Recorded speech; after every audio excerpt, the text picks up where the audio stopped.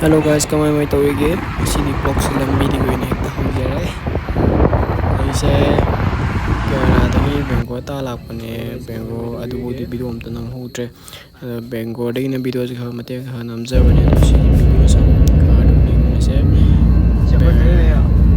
Bengo ya putina Kolkata paani. Di pai do ni video se view se mate ka mi ne se.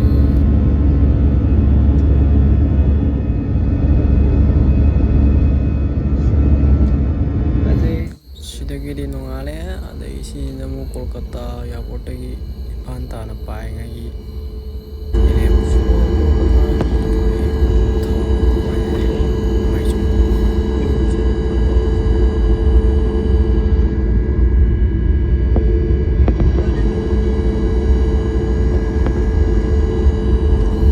aku lagi famu pai flight sidiko nai si kanam tong de haya si mamang da sana roi khari tongi sini si pai ba godare music nam bi sum tring zum bas de ki masti de ne khada bani bas de mi yamna pai da